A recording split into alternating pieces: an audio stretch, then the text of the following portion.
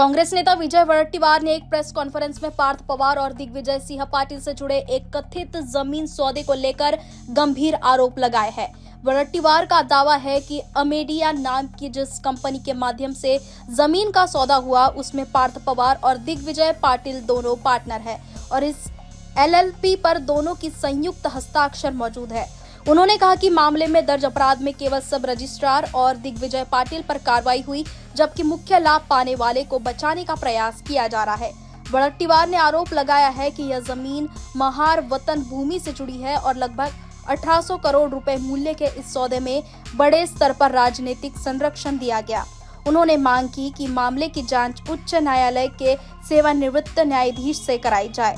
वड़ट्टीवार ने कहा कि यदि एकनाथ खड़से पर कार्रवाई संभव थी तो क्या मुख्यमंत्री अजित पवार जैसे वरिष्ठ नेताओं पर भी समान कार्रवाई कर पाएंगे। अमेडिया नावाची जी कंपनी आहे, या अमेडिया कंपनीमध्ये पार्थ पवार आणि दिग्विजय सिंह पाटील हे दोघेही पार्टनर आहेत। या एलएलपी मध्ये दोघांच्याही सह्या आहेत। ही एलएलपी आहे त्याची, या दोघांच्याही सह्या याच्यावर आहेत।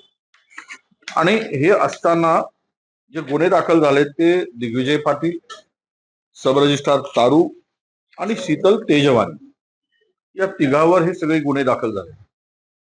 मूळ आरोपी त्याला वाचवण्याचा प्रयत्न या ठिकाणी असल्याचं दिसतोय। त्याला राजकीय सपोर्ट, आशीर्वाद हे या ठिकाणी आम्हाला सरकारच्या एकूण या प्रकरणामध्ये दिसतोय। काही झालं तरी याशी माझा काही संबंध नाही। पुण्याचे पालकमंत्री अजितदादा आहेत, हे सगळं घडतंय। 21 कोटी रुपयाची स्टॅम्प ड्युटी चोरी केली जाते। उद्योग संचालनालय 24 तासात त्याला परवानगी देते आणि ज्या जमिनीचा टायटल क्लिअर नाही, अद्यापही त्या जमिनीच्या टायटलवर सरकार अशी नोंद आहे,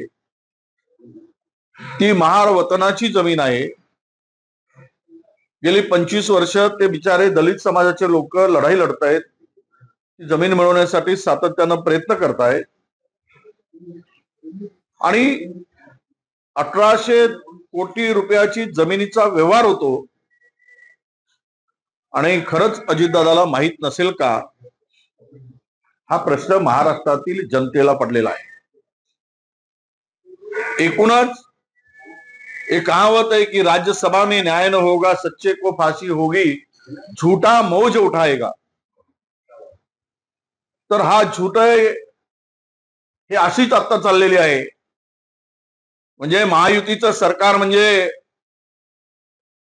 आळी मिळी चुपी छोडी, तूही खा मीही खातो, तू मला वाचव मी तुला वाचवतो, हे सगळं राज्यामध्ये चोर चोर मौसेर भाऊ असा कारभार सुरू आहे।